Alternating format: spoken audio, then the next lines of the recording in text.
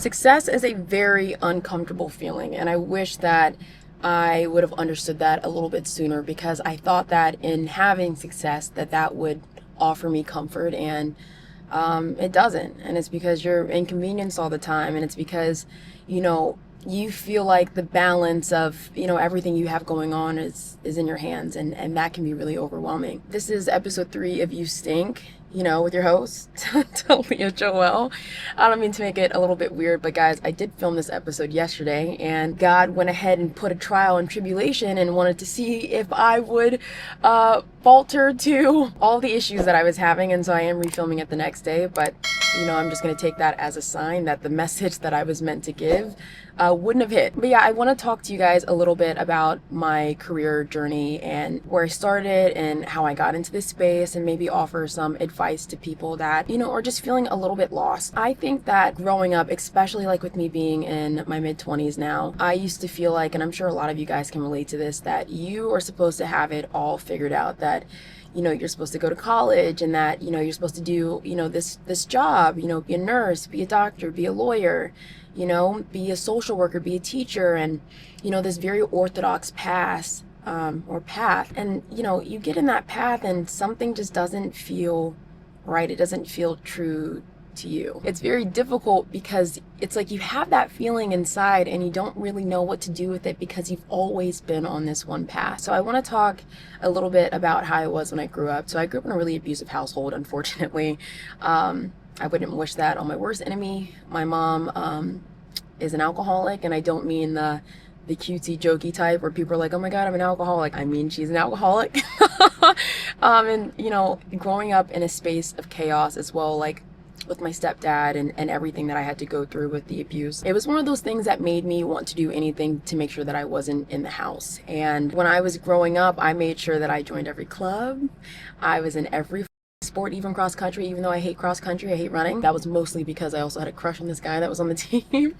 I was in every club. I was in every after school activity because I didn't want to be home surrounded by my family, which, when I look back on that, I have a small amount of guilt towards that and shame, because it makes me feel like, maybe I was scared or weak, and I know that's just not true. Like, children shouldn't have to experience those type of things, but I can't help that. But what it also did was make me an overachiever. My mom, she was such a beautiful woman when she was really healthy, and she would shove it in my face that she was prom court, and she got full ride scholarship, and like she was a track star, and she was an officer, and just shoving all these things in my face. And I don't think it's like she was doing it in a way or not, but unfortunately, with the amount of chaos and all of that kind of wrapped in one, it made me want to be an overachiever. So I was never someone that really struggled in school. I always had to study in order to get good grades. I know some people, like my best friend, like when she was growing up, like she didn't really have to study, but I learned those skills really early on, and they propelled me pretty far. So I want to fast forward a little bit to leaving Hawaii and moving back to the mainland.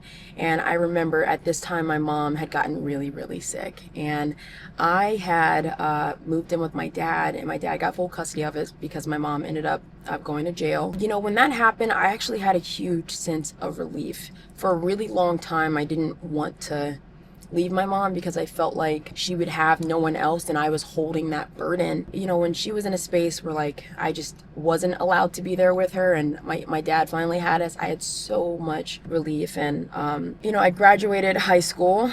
When it came to college, I initially wanted to pick whatever job was going to make me the most money possible, and my stepmom at the time, or my dad's ex-fiance, was a pharmacist, and she went to Hampton University, and I wanted to be a pharmacist, and I wanted to go to Hampton University and get that black girl college experience that is so hyped up in this space. It's something that I need, and so I applied to every scholarship that I could get, and I got so much scholarship money. It was a blessing. but I ultimately ended up deciding doing the ROTC scholarship, and they gave me a full ride to my #1 school, which was a blessing. And I remember that when I was applying for it, it was hard because I had put in all this effort towards that application, and I didn't hear anything back for months and months and months. And I remember like my dad was like, oh, like, you know, don't worry, like we're gonna make sure you go to school regardless. And at the time I thought that meant my dad was gonna take care of my college tuition, even though I don't know why the fuck I would think that.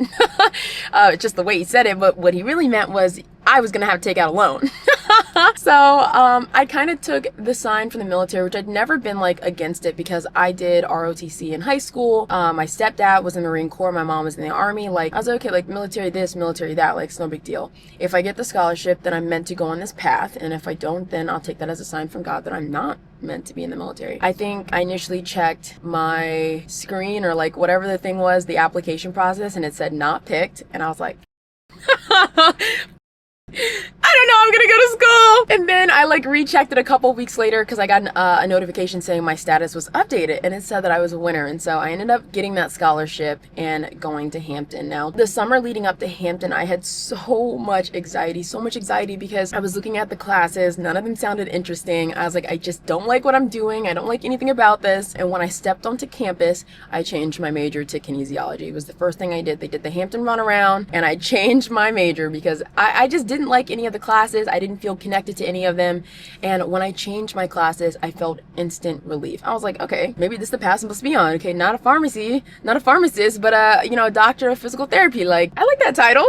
And so that's the path that I decided to go on. And I also knew that given the fact that I had this Army scholarship, that I also had an opportunity to get my graduate school paid for by the military. There are about 20 slots for the Army, and I would go to Baylor University in Texas. Everything would be paid for, and that's extremely competitive. So I went into school knowing two things. One, that I needed to be #1, right? I need to be #1 in the Army, and I need to be like #1 in my major. I need to have the best grades. I needed to have the best profile in order to get picked for this because, again, like I went into it knowing that I was competing from day one. It was really easy to lock into because I went through 2 friend groups that me over my first semester of college, and so I kept to myself a lot until I met my best friend, and we kept to ourselves after that. Yeah, like I was getting the good grades, I was doing what I was supposed to be doing, I was showing up to ROTC, I was going to my field trainings, which were, oh my god, who was gonna tell me how bad these were? Like I thought that like with the military, they sell you a dream. They're like, you're gonna go camping, the brotherhood, the this, the that, the that. And I'm like, yeah, like I'm built for this. I'm built for this, dude.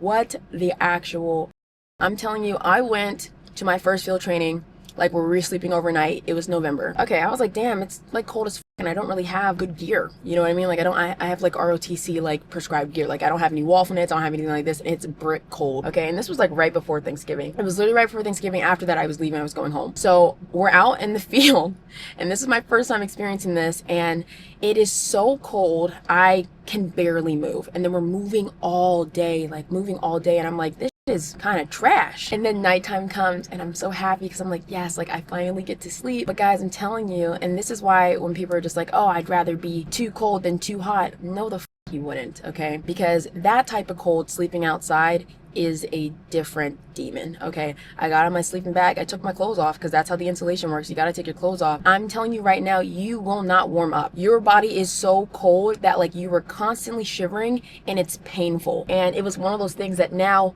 we're not moving at all. I thought this was gonna be time to relax. It's not time to relax because I'm in pain and I can't sleep because of how cold my body is. And I'm literally sitting there thinking, I'm like, damn, like I don't know, the military is for me.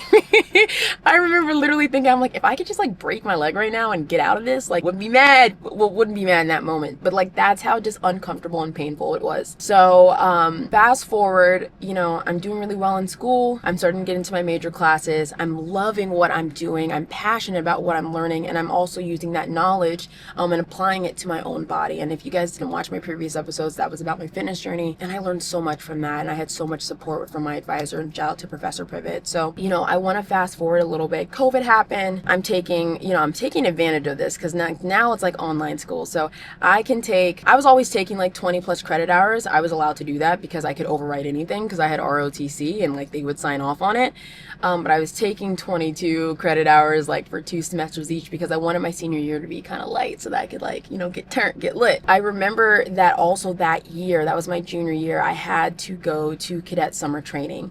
Now, cadet summer training is something that every cadet has to go through before they commission into the military. It's pretty much where we get tested on all of our skills, and they rate us, and that goes into our OML, which our OML kind of determines what jobs that we're qualified to get. And again, like, I need high OML because, again, I'm trying to go to Baylor. You know, I'm trying to be on the Army's dime. I'm working really hard. I'm doing great. I get out there. Sorry, this is making me frustrated. I get out there. Everything was pretty cool until I started to notice that I knew what I was talking about. I studied really hard. I practiced a lot, especially given the fact that I wasn't on campus and a lot of other people were on campus before they went to their CST. And men were just undermining me. Like, they were not listening to me. They were not valuing my opinion. They were constantly disrespecting me. And I was like, oh, like, this is not what I was expecting, because at Hampton, if you guys don't know, it's like 70% women.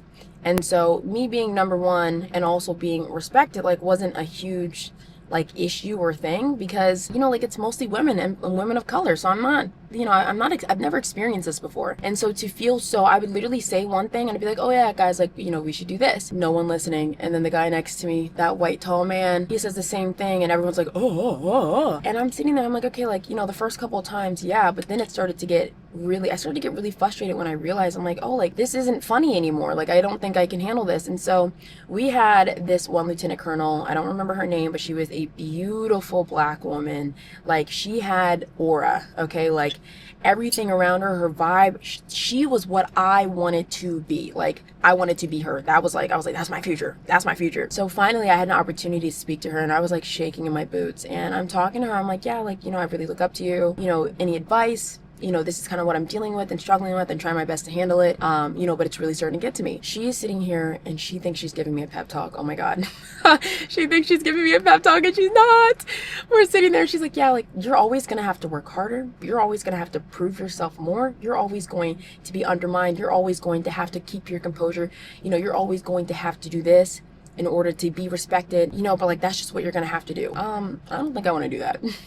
I don't think I want to do that. I don't think I want to do that at all. And she's sitting there and I have a smile on my face.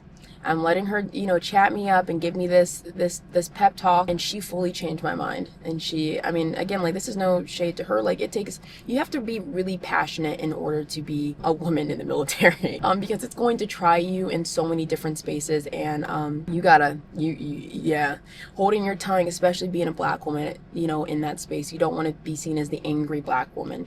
Like, and she had even pointed that out, but it's so goddamn hard when men are so disrespectful to you. Because I think I had gotten to the end of CST and I totally told this one guy to f off. And I was like, I don't understand why the f you're so negative.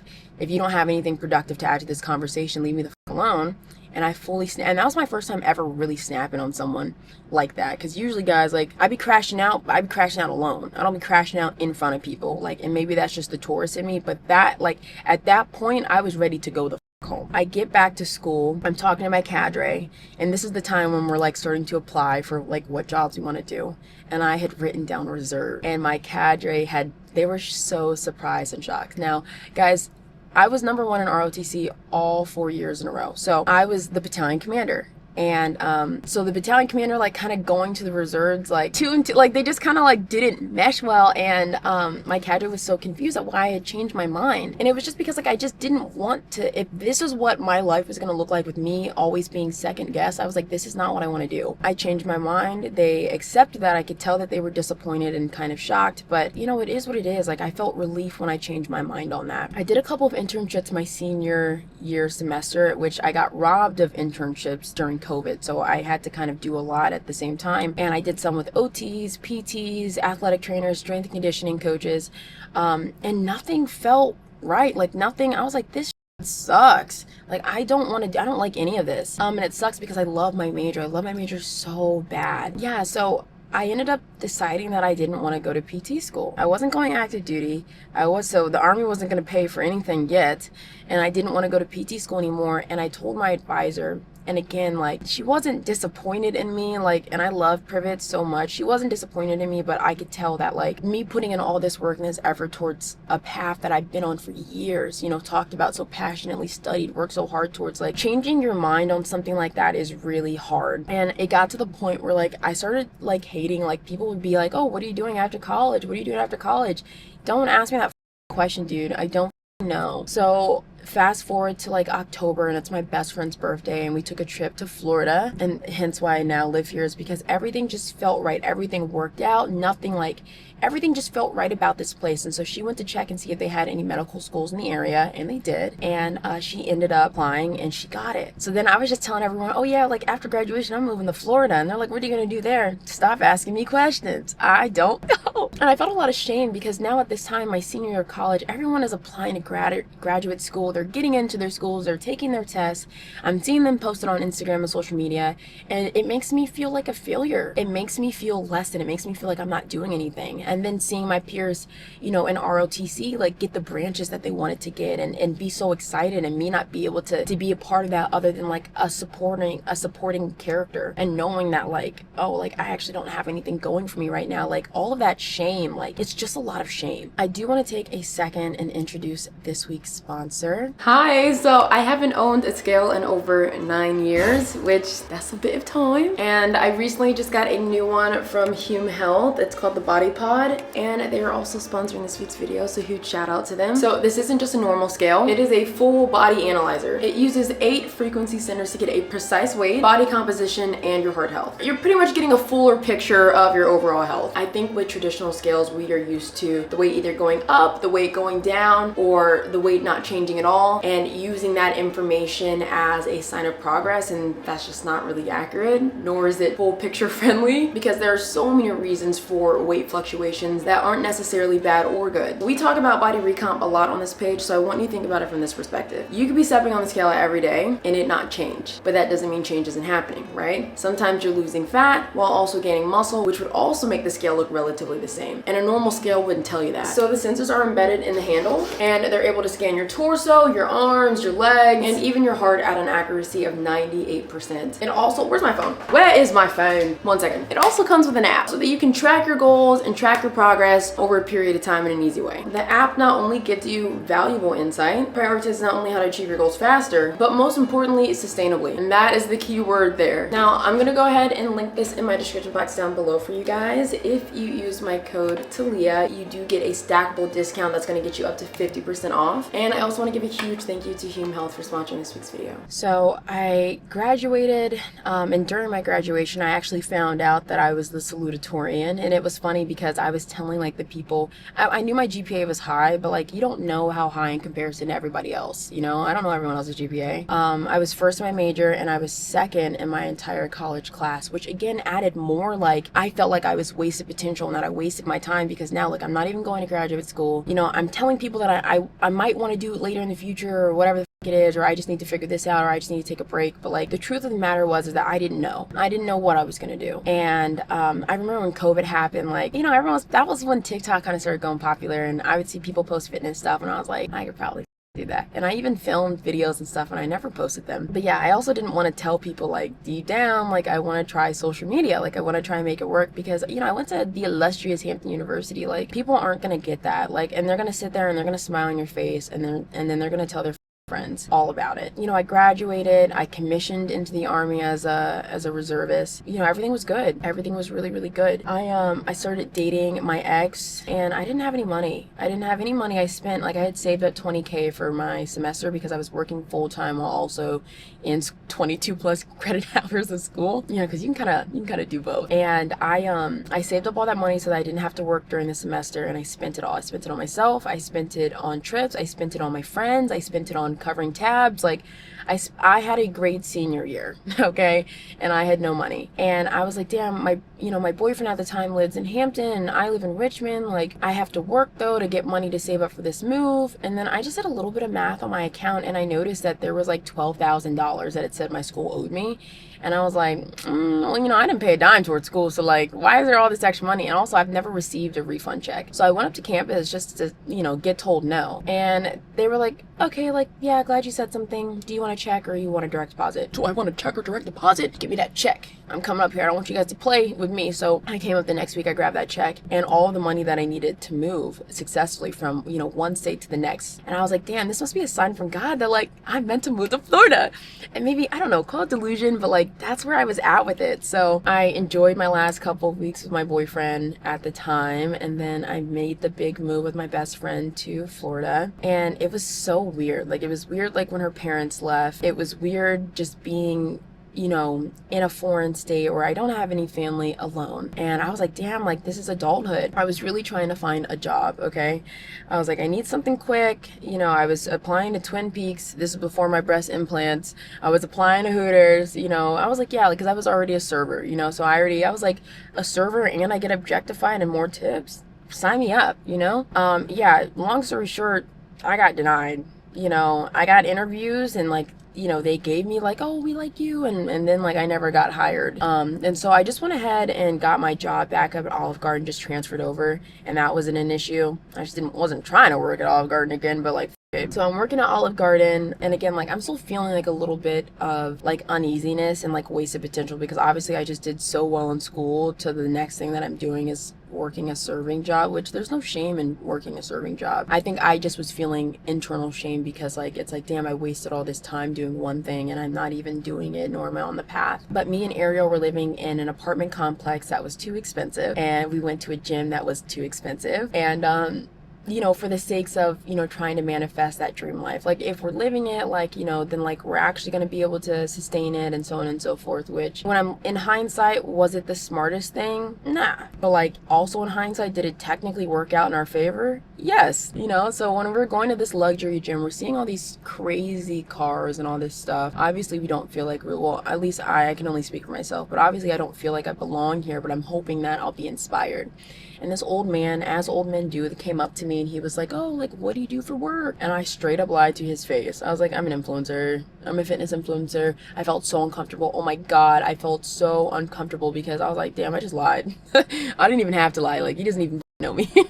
But now I was like, okay, like I said this, like if he ever looks me up or tries to look me up or asks to support, like I have to have a page. So I started Instagram and TikTok, and I was posting at the same time, and I wasn't pressed about the views or the likes, and I was telling myself that don't worry about the views, don't worry about the likes, just keep posting, keep posting, keep posting. And that's exactly what I did. I had like a couple of my posts on TikTok do really, really well. One went viral, and I was like, and I ran with it. I was like, oh, like this is another sign from God. This is the path I'm supposed to be on, even though I can't afford my bills right now. And so like I just pushed forward with that mindset and that headspace, and I was, you know, trying to make content, except for I used to think that followers equated to money. I was like, you know, I hit 30K on TikTok and I was like, where the the coin at? I hit 60K on TikTok. I was like, where the the money at? I think the first brand that I had reach out to me was Defy, and they reached out to me. They offered me $100 for 6 videos and 6 shorts, and I was like, oh my god, of course. And yeah, like they ended up canceling my contract midway after I posted all of it, and was just like, oh, like you didn't understand, and like, you know, because you were distracted when you were on the phone. And I was like, no, I understood. I'll start with the contract. And they didn't want to pay me the $100, and it was really of them. And I found this out on Thanksgiving. You know, obviously nowhere near enough to sustain. And at this time I got another membership at Crunch because I needed to film. My gym didn't let me film, so I got a membership at Crunch. And that was when the trainers came up to me and they asked me, oh, like, you know, we're looking for more female trainers, like, would you be willing to, like, are you looking for a job? And I was like, yeah, I am looking for a job, you know. And in my head I'm like, okay, like they came to me. I was already NASM certified. I was already, you know, I already had my bachelor's degree in kines, you know, I already had the credentials needed for the job. So I was like, okay, like this person came up to me and they asked me this. I didn't go up to them. Like, this must be another sign from God that this is where I need to be. So I quit Olive Garden and I started working at Crunch full time. Awful. Hated it. It's so bad. Like, they're gonna sell you, they're gonna be like, you can make 6 figures here. And I'm like, yeah, like I can make 6 figures here. Yeah, that's how, like, the expense of selling your soul. Like, sales is not for the weak. Like, selling yourself and selling anything is not for the weak. It is soul sucking, and I wish that I knew that sooner. But yeah, so I'm, you know, I'm experiencing this, I'm experiencing that, I'm having a really hard time. I'm even more broke than when I was working at Olive Garden. And I'm just really miserable. And then I had this YouTuber, he reached out to me for a collab. He offered to fly me out to Miami. I've never been offered to be flown out before, and I didn't know what that came with. And if you guys want a story time on that, like, I'm also willing to share that information about like girly papa relationship stuff that I've experienced. But yeah, so I'm like, yeah, I'm gonna take this opportunity. He called me before he booked the flights, was like, hey, like, I just want to make sure you're comfortable, and like, this is kind of what it's gonna look like. Day one, we're not gonna do too much, but day two, like, after you're a little bit more comfortable, that's when we'll film, so it feels a little bit more natural. I was like, yeah, like, as long as I'm like comfortable and blah blah blah, and you don't do anything inappropriate. And he was like, yeah, like, I'm not gonna lie, I do feel really attracted to you, so if I'm probably going to flirt, but if I make you uncomfortable, let me know and I'll stop. And I felt really comfortable by that, so I was like, cool, like, let's run it the up. I get down there and meeting him, and this is like what people say when people say that like you were meant to meet people for a specific reason. And I think that when I look back in hindsight, like, dating this individual showed me a life I didn't know I wanted. He was a full-time YouTuber. He was living in Miami, in Brickell. Like, his apartment was on the water. It was just beautiful. We were going out to eat. We were just doing all these amazing like things that I had never experienced before. And mind you, I was young and he was 30. And I was like, wow, like, I want this life. And I've never been jealous of any of my exes or any of my relationships before, except for one time before then. And that was when I dated my last ex in college. He was a WWE NIL recruit, and he got invited to go to SummerSlam in Nashville, Tennessee.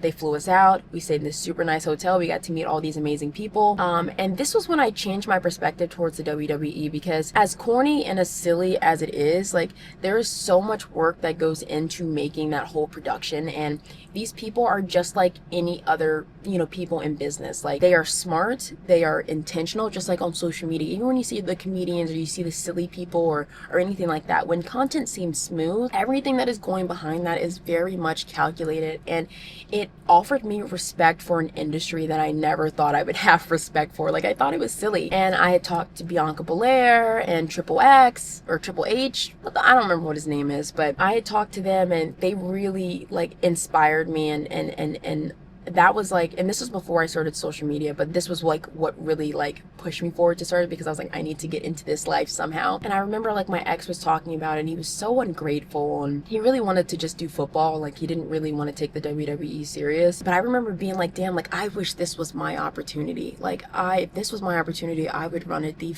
up. It wasn't, but it did push me to start social media. So now I'm meeting he's not my victim. That came out weird. I'm meeting, the next guy that I'm, dating seriously. I dated him for about 8 months. And yeah, he showed me that life that I didn't want, that I really, really wanted. And then I had also gone to a couple of dinners with some people from my gym who were like YouTubers. Like, dude, at Crunch, like, people at Crunch be like pulling up in like these crazy cars, Hellcats, like G-Wagons, just random things, like, just to flex for no reason. And I was invited to a dinner, and they were so pretentious, they were so arrogant, they were so obnoxious. And I just remember like watching this dinner being silent, because if you don't have money in that space, at least this is how these people made me feel. And this is how it was watching it objectively, because like you could see like everyone was friends, but only the two people that like were bracking in a whole bunch of money were like actively in the conversation between each other. Everyone else was like trying to throw opinions in there, and like they were not listening. And it was kind of embarrassing like watching them do that. But like, that just one shows you like where people's like true values and intention lies, because like they got money,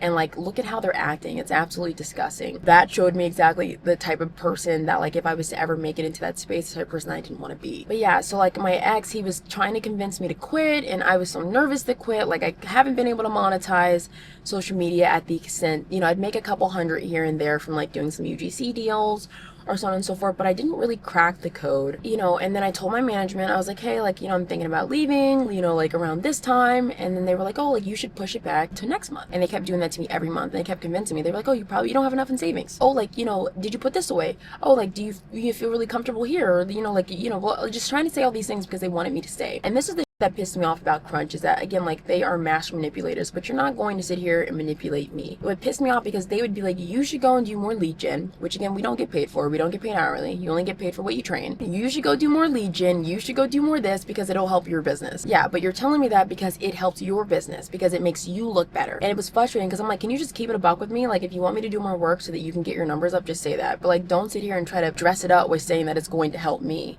Like, this isn't helping me. Like, I just told you like what I'm trying to do, and this is not on that path. So fast forward to May, and I end up, the older trainers had taught me, like, actually, I'm not even going to bring this up. But long story short, I get let go.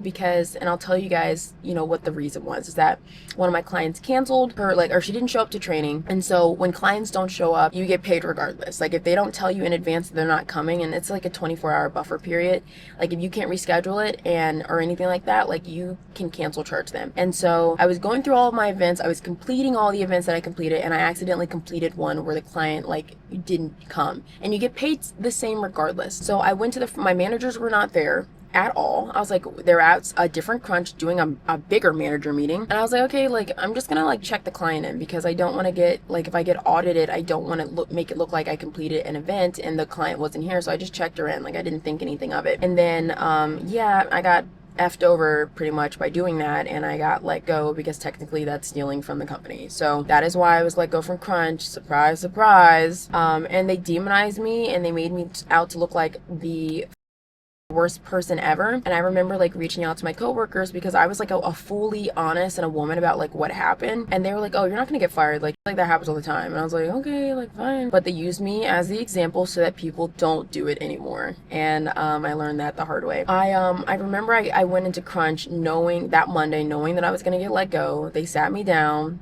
He asked me, oh, how are you? I was like, I'm good. He was like, oh, like, how was your weekend? It was fine. He was like, do you have a second to talk? Dude, like, this is what I'm saying, like, this pissed me off so much. He was like, yeah, we're gonna have to let you go. Technically, like, what you did was stealing from the company and blah, blah, blah, this and that. And I was like, okay, do what you gotta do. Because, like, I'm like, I wasn't even supposed to be here this long anyway. Like, and at this point, like, waking up and I was working, like, 60, 70, 80 hours a week, because you're trying to get new clients and you're trying to, like, fill up your thing. And, like, you could be there all day and not make a single dime if you don't train someone. And it got to the point where, like, I was losing the love for, like, helping women. Like, I was losing the love. I hated waking up at 3 a.m. I hated doing this. I hated going home late. Like, I didn't have time to do anything. It was so frustrating, because my content just got stale and bad and awful, and it was because I didn't have any more like love for anything that I was doing. And so I was just pushing out whatever, because just for the sake of staying consistent. So when I got let go, I kind of felt a lot of relief. I was like, like, even though I don't know how I'm gonna pay my bills next month, at least I'm getting out of here.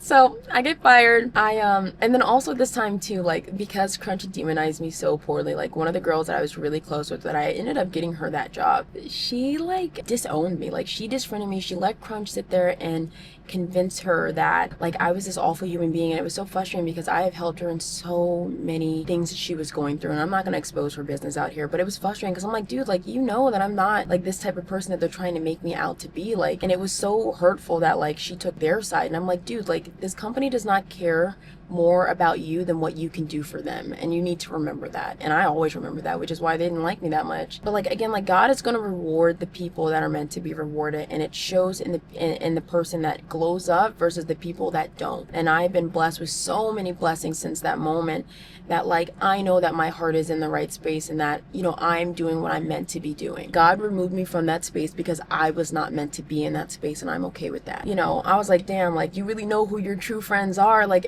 during a situation like that. And she was also trying to be an influencer as well, so I was helping her in that space. Like, we were doing like collabs, like, I motivating her, encouraging her, and just being like the person that I know that I am, like a mentor, like a teacher. That's how I've always been. So the first thing I did when I got fired was I paid for my rent, and I bought a camera. I accidentally bought a camera with no lens, so then I had to buy a lens thinking that the lens would be cheaper than the camera, and it's not. Surprise, surprise. But I bought it. I made a plan. I was like, okay, like, in order for me to be able to pay my bills, I need to make this amount of money. Okay, if I make this amount of money, obviously I'm already a trainer. Let me stick with online coaching. Let me launch online coaching finally. I was like, this many clients at this price is what I can handle. And I made a Google Doc, I made Zoom, my calendar, I set everything up. I had like over 100 leads, which was amazing. Like, I was promoting it on all my platforms, promoting myself, promoting my business. And I was like, okay, like, and then I was taking my client calls, like the initial calls, and like I had closed all 10 girls in the first 10 calls that I did. And so I had to close off the applications because I couldn't handle any more than that, because I'm just one person, and I want to make sure that the service that I'm providing to people is exactly what I offered. So yeah, I did that and I was like, okay, I'm gonna be fine. Like, I'm gonna be fine. But another thing that I was struggling with was schedule. I've always surrounded my schedule around my life. So for 16 years I was in school. My schedule was surrounded around school or sports or after school activities or clubs or the army or a job.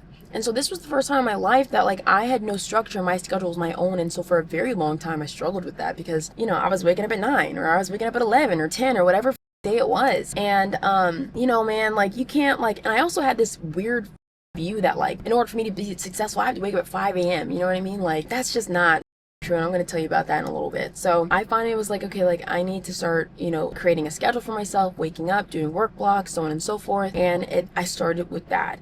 And like it's hard because like when you don't have someone telling you that you have to do these things, you have to do a lot of self-parenting and a lot of self-reflection in order to make sure that you get yourself in those spaces. I filmed my first YouTube video. It was awful. It was disgusting. It was the editing was bad because I don't know what I'm doing. It was a video about my 5-year fitness transformation, and a lot of you guys connected so well with it. And it ended up getting pushed in the algorithm because it connected, because you guys were commenting. You're the reason why my first video did so well. And I ended up taking that and running with it. And I was like, this is my sign. Do what I'm doing. I'm on this right path. Like God showed me this validation. You guys are showing me this validation that you need me in this space. And I'm just going to run with that and go hard in the paint. And I remember that like I was able to monetize my page in the first 2 weeks of starting YouTube. I was pumping content out. I watching tens of hours of, you know, YouTube videos and how to be a better YouTube video, make better, you know, how to edit, you know, how to story tell, all these different things, because this was the path that I'm now involving myself in. And now that I've made this decision that this is what I'm going to do, I need to make sure that I'm the best at it, you know, or the best to my capabilities at it, right? I had like some coaching like platforms like reach out to me, be like, oh, like here, like this app, you spend 10K, we'll give you your own app and all this other stuff, and or like just a whole bunch of bullshit. And I like ignored it because I'm like, nah, like I'm good. And then I had my management team reach out to me, and they are the management team that I still work with, and it'll be 2 years, I think, in August that I've worked with them. And they reached out to me. They sold me. They sold me. I was like, because I was getting overwhelmed. I'm like, I'm playing all these hats. I'm scheduling all these calls. I'm having to answer these emails. I'm having to go back and forth with brands that clearly don't respect me. And it was so much. And so I was like, okay, like I need a management team. They were like, we'll take 20% of all the deals. You keep 80, blah, blah, blah. And like, this is everything we have to offer. And, you know, they had a lot to offer, so I took it. And that was the first time that whole saying of you can make $1 million on your own, but you can't make 10 million without a team came into view. Because in my first month of working with them, they got me over $30,000 worth of deals. And that was when I was like, ow, this is how people are making money on social media. Like I never understood, because I'm like, dude, like how are people making money? Like what the And so then that opened my eyes to being like, okay, like I need help. Because I'm like, yeah, I have to give them 20% of that, but I would have never gotten that many deals at nowhere near the prices that they were, you know, that I was getting if I didn't have them. And so I reached out to one of the coaching platforms that I initially had a call with. We had a conversation, and I was like, yeah, like you guys take, you know, whatever percentage that you're taking, and you provide like me an app, and it looks more professional, and there's way more, the coach's view is so much better, and all my clients are in one space, and my clients are really getting the value out of what I have to offer. So I remember being so nervous to like relaunch my one-on-one, and our launch was like amazing. Like it was absolutely amazing. You guys really came in and supported me, and you know, the fact that you had enough trust in me to offer to want to spend money on me and in my expertise, like you don't understand how much that means to me, because I know that like that's a hard decision to make. I used to be someone that was extremely stingy with my income and my money, because I grew up in a house of lack, and I grew up in a space where it was like everything that I owned, everything I had, I owned. And I did that for the sake of not wanting my mom to put anything over my head, or my dad to be able to take anything from me, and you know, again, like, but because of that, it made me very stingy. And so I was never someone that liked to share until I met my best friend. And then that's when she gave me my mantra, which is, you're unwilling to give, you're unwilling to receive, you know, just being more abundant. Yeah, so I everything like worked out, and you know, my YouTube channel grew to over 200K in just 6 months. That's really rare and really unheard of. And I was like, damn, like I'm a YouTuber, and I'm so grateful that I trusted this process, and that I put in all this work, and I didn't give up on myself when I was feeling really down about this, or when I couldn't figure it out, because that's what I was thinking. I'm like, you can work so hard towards something and then give up and you think that you're giving up, that like it just wasn't meant for you, but you might have just needed to keep going and push a little bit harder. And that finally showed me that I was like, wow, like this was, I kept pushing, and I'm glad I kept pushing because it worked out, and it changed my life, man. So I'm super grateful for that. I'm super grateful for trusting God. I'm super grateful for not giving up on this or you guys or the impact that we're making, because I've been giving up on myself and my dream and this feeling that I've always had to be bigger than myself. And sorry, not to get kind of emotional about that.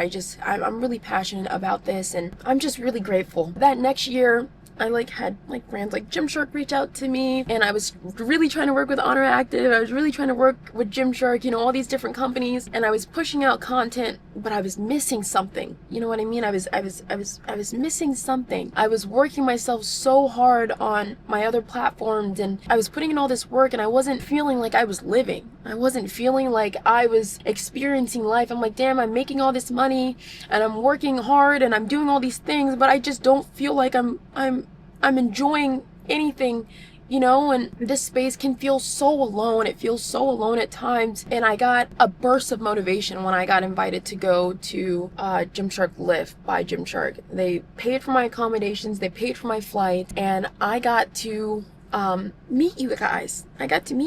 And like I said, going to those events really show you just the impact that you're having on people. And I'm so sorry, guys. It reminded me that what I'm doing is making an impact, and I am inspiring, and I am helping people. Seeing that I was meant to go to that. I was meant to see that at that time because I was feeling so low. Yeah, so I freaking it re-inspired me, and it put the love back into it, and it made me change my perspective about social media. I don't care about a number. I don't care about money.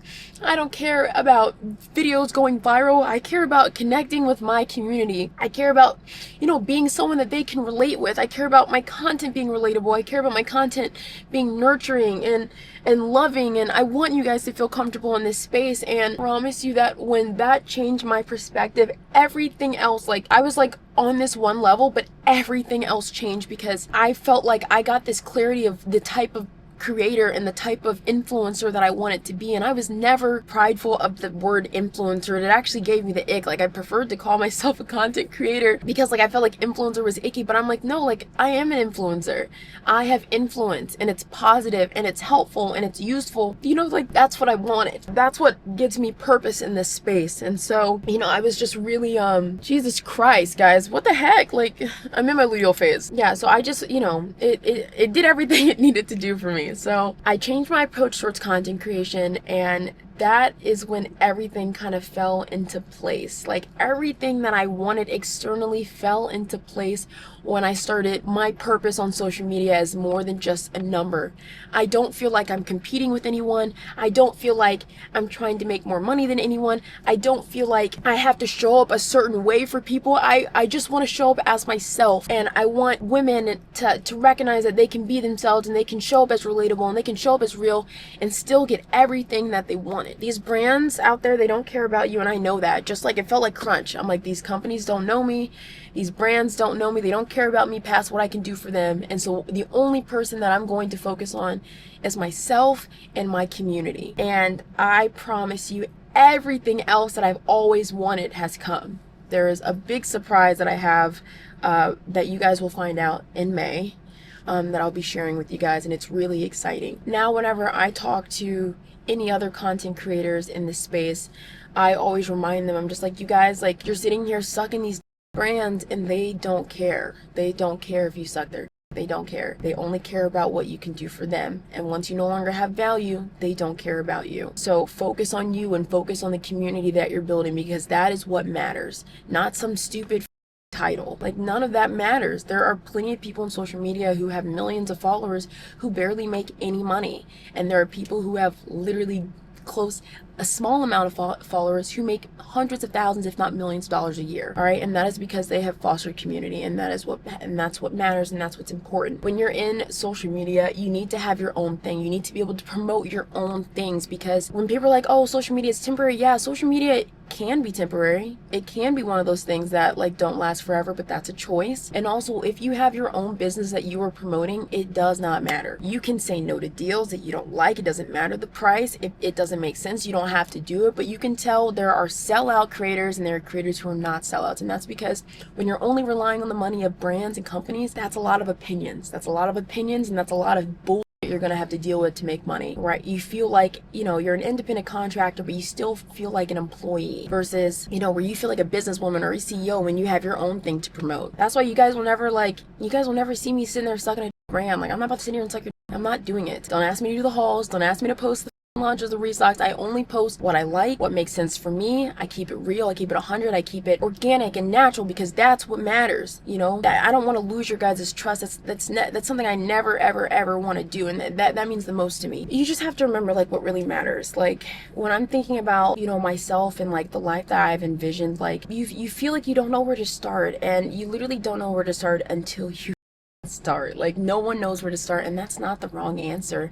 That's not even a bad answer. Where it becomes a bad excuse is when you choose not to start for the sake of not knowing where to start, because you have to start somewhere. Not to say start a million times, but you do have to just start somewhere. My family's not financially literate. My dad grew up very poor, and he is also very stingy, and my mom is, you know, yeah, my mom is that. So I paid to get a money coach, a finance coach, whatever the f you want to call it. And some of you guys are going to think that's stupid, but it was no different than paying for a couple of credits at a university, because I wanted to be educated in those spaces. And maybe I could have went to YouTube or TikTok University, but at the end of the day, like, it was nice having someone talk directly to me and be able to help me plan around exactly what I want to do for my finances. So I used to feel so insecure in the amount of money that I was making. I felt super insecure. I was like, this doesn't feel real. I feel really uncomfortable. Social media isn't forever. Like, blah blah blah. I gotta capitalize now. And you know, when I was speaking to her, not only did she help me get, you know, explain to me and teach me about investments and like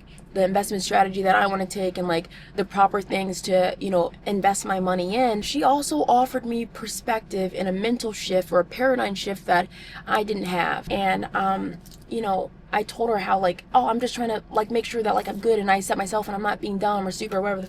And she was like, Taliyah, you have to trust your capabilities and your success is not temporary. You are allowed to be secure in the money that you're making because you trust what you've done. Like you like whether or not you falling off or you not being successful is a choice. You know, you're right. It is a choice. And she had this amazing affirmation that I was saying every day until I really believed it. And now I do really believe it. And I'm so grateful for that because, you know, it didn't make me want to spend anything. Like even like getting this car that I got, like I was like, oh, like this is like a 2026 goal, like blah, blah, blah, this and that. Like I don't want to be stupid and buy a car straight out, even though my car was like, I had my car for like 8 years, dog. Like my car was, she was done. Like she was done. Like the window wasn't opening, the shocks were broken, like it had gone through so many different car accidents. Sorry, I'm just a girl, I'm not a great driver. Not that being a girl makes you a bad driver, I'm just not a great driver. Yeah, so like I went to go test drive the car. We had already like priced it and I was like, okay, like how much do I need to make to like comfortably have this and blah blah blah. And she was like, Taliyah, if you wanted to get this car right now, you could. And I was like, oh, okay, like, well, maybe I'll go test drive it. Like I'm still feeling uncomfortable with that because I'm like, I don't want to look silly or stupid like buying a new car or whatever when I don't need one. But guys, my car like broke down. My car broke down, and then I took that as a sign from God. And I went and I test drove the car and I walked off with it on the lot, and she was right. I didn't need to stress about that, and I'm allowed to spend this money. This is my money that I worked really hard for. Again, like it's never about look what I have, you know. It's I never want to ever come off like that. Like that's not my intention in this space. But she really helped change my mindset on how I viewed money and how I viewed success, and I feel so enlightened by it because that unsureness, yeah, like maybe you don't know what happens tomorrow, but just know that God isn't gonna put you through anything that you can't handle. And I also trust myself. Saying that with such certainty feels really good. Thank you again, Sally, for that. So real estate was like my main investment strategy that I wanted to go into, but like getting into real estate's really difficult because it's like I don't want to buy a house for myself. I like the renter's life, and some people are going to tell you renting is stupid. You could just use that money towards a mortgage or blah blah blah. I'm like, dude, like, but if you're paying a mortgage, like again, like nothing is stupid if it makes sense for you, right? Like if I'm going to be more productive in a rental apartment, then like that's what matters. It doesn't matter like if someone objectively thinking that like, oh, like this is a stupid decision. Well, okay, well, you're not at where I'm at, right? Like, or you're not at where that person's at, or you're not living that life that that person's living. You know what I mean? So people will have opinions on like what you're doing. They think it's so stupid, but I'm like, it's not stupid if it's working, right? And I was just telling Tamara this, like she just moved into a new apartment and she was like, oh, like, yeah, like, you know, everyone's saying it's a waste of money, but I'm like, if that's going to make you push out more content and more lifestyle content, then like it's going to make you more money in the long run than what you're losing. You have to spend money to make money. You have to share in the wealth to make more wealth. But people don't understand that because everyone is so stingy, including myself. I was so stingy at one time, and like, looking back at it hurts me. Yeah, I was like, I want to do real estate, you know, blah, blah, blah. And I didn't know where to start, but I knew I wanted to get into it. And then all along, I have one of my old friends, one of my oldest friends reach out to me. And we had been talking for years. So like he's known like, you know, me in college, like I've done his hair, like he was my boyfriend, my first love's best friend, and then his mom babysat me and my brother like when we were kids. So like we've known each other since we were maybe like 4 or 5. And I wrote, you know, everyone like is gonna initially write him off because like, you know, in school he was a class clown, so funny, such a funny dude. He sold drugs, you know what I mean? So, and I was like, and I wrote him off too because I was like, oh yeah, like, you know, like I'm not really thinking about like, I don't know where your life is going, but like I know that my life is going up. And I wasn't like I was thinking his life's going down, but I just wasn't thinking about him. And then a couple of years ago, and this was before I got successful, or like this was before like I got successful with quotation marks around that, he was like, oh yeah, like, you know, like he owns over 1,000+ properties across the US. Like he is a multi-millionaire.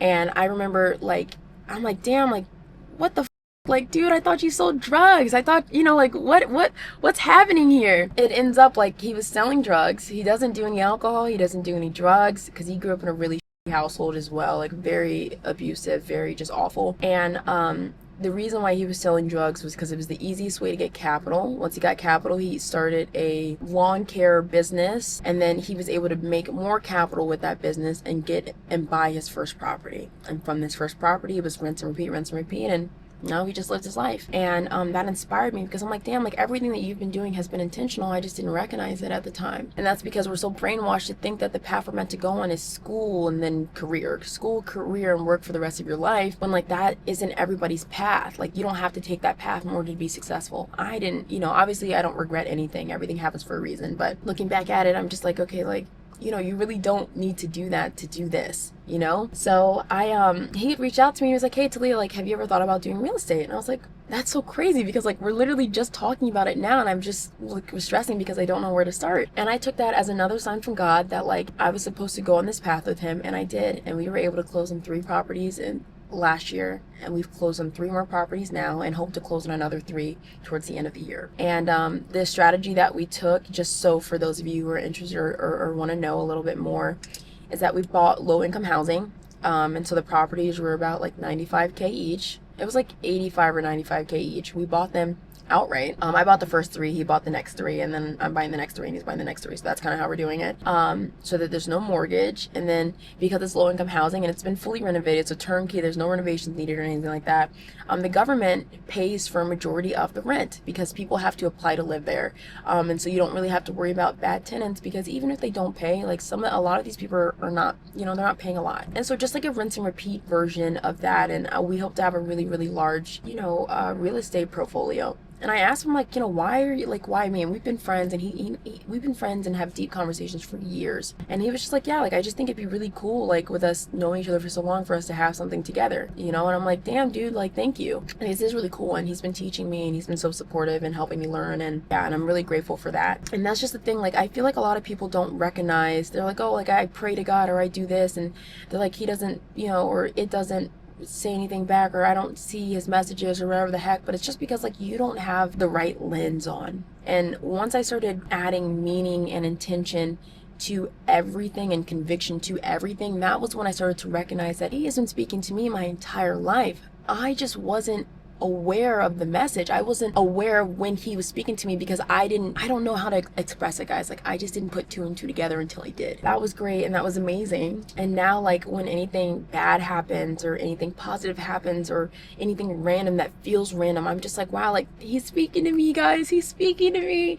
And it's so clear to me now. It's so clear. And I could give you guys so many more examples of that, but I'm not going to talk about that in this podcast because it's probably already getting really long. So that is how I got into real estate. And then now that I've shifted my perspective towards social media, I genuinely feel like I could grow any platform, any page that I want to, especially because I know that I'm there for the right reasons. And that is so reassuring to me because nothing feels like a competition. I am willing to take any pay cuts if it offers you guys a better experience.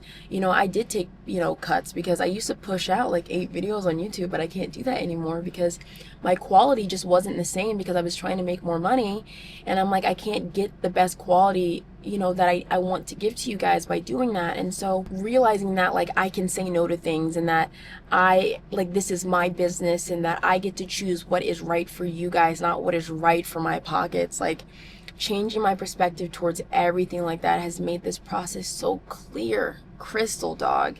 To be completely transparent and frank with you guys, this past year, because Ariel and I are trying to grow our pages like separately, not because like anything happened, but because she's moving to DC. She is matching in December, and so she'll be moving and I'll probably be staying in Florida. And so it's important that we both have our separate pages. And she got monetized on YouTube and I'm so proud of her. And my Instagram page is growing and all these things are happening, and I'm like, damn, all this positives are happening once I shifted. And again, like, you're gonna meet so many people in social media who are gonna make you feel less than, or they're not gonna make you feel valued. But like, it doesn't matter, like, when you're so comfortable with yourself and so confident in what you're doing and so confident on this path, but you have to make that decision. There are gonna be people who are gonna tell you that they're gonna get theirs. I'm gonna get mine. I'm gonna make this, I'm gonna do this. But why? Your why, if it is not real, everything that you want is not going to come. You're gonna sit here and you're gonna reach out to these people and you're gonna suck all these people's, and it's because you're not there for the right reason. Because you stop doing that as soon as you realize what your purpose is. And it takes time, and it's okay not to know. But don't be afraid to jump into things because you don't know. Okay, that's not a good enough reason. You have to have faith and you have to have trust in yourself. That is going to take you so far in this space. I promise you, everything that you want will come. Looking forward, I would love to drop, not merch, because merch is corny, and definitely not activewear, because women's activewear is really hard to get into and I want to provide a good product. But I don't know if you guys know my fam, like, she has like a hoodies line. I love it. I would love to be able to do something similar, and and I'm gonna reach out to her probably, and reach out to maybe Nigel and Kai, who know a lot about distributions and so on and so forth, and trying out samples, because I would love to be able to have like a signature collection that I can share with you guys, that has a lot of meaning. I don't want to put anything out there that is bullshit. I don't want that. I want something that I can put a lot of care and energy and love into, because again, like, I just think that that's when, starts to click and make sense. And so I had someone recently yesterday ask me like what the ultimate goal was, and it's not, I don't have like an ultimate goal. Like, I feel like I can take this as far as I want to take this. Like, I think some people want to be like, oh, you need to be realistic, or like, oh, like, you're not going to be a Timothy Chalamet, or you're not going to be a Samuel Jackson or a Vera Wang or a Brad Pitt, or whoever the these celebrities or people are looking up to, or like these athletes. But I'm just like, you don't think you can do that, which is why you're telling me that I can't do that. But to be honest, like, I'm sure those people at one point didn't think that their reality would be what it is, but they never gave up, and now look at where they're at. It's crazy to think that like someone just like you or someone just like me can get as far into the spaces that they want to get into that they can, and that is a beautiful thing. That is a very beautiful thing, and I think it offers hope and perspective, and I don't know, something about that is just absolutely amazing to me. I don't know, guys. I mean, we'll see where life takes me. I'm still so young. I'm only 25, but I have a lot of hope and that like the life that I'm building and that I'm creating is going to be a beautiful one. It's already beautiful. Look at the community that we have, dog. Yeah, I think all in all, like, I hope that you guys were able to feel a little bit of inspiration and perspective. And if you guys have any questions, I'm gonna go through all the comments. I might need a day or two, but I am gonna go through all the comments and respond to them. And then if you guys are just listening to this on the distribution sites when I finally do push this out, like, let me know. I'm grateful that if you guys made it to the end, that you made it. I know this was a really, really long episode, and It was kind of probably all over the place, but I am learning. This is something new for me. The only reason I'm doing this, like I said, is because I want to be able to connect with you guys and share my story. So I don't know what I'm going to talk about in my next episode. I might talk about like relationships and things that I've learned or dealt with. Yeah, I have no clue what I'm going to talk about in my next episode, to be honest. So like, if you guys have any ideas, like drop them below, please. And yeah, I hope you guys enjoyed this episode, and I hope you have an amazing rest of your day. Oh, behave. Yeah. Yeah, baby. Yeah.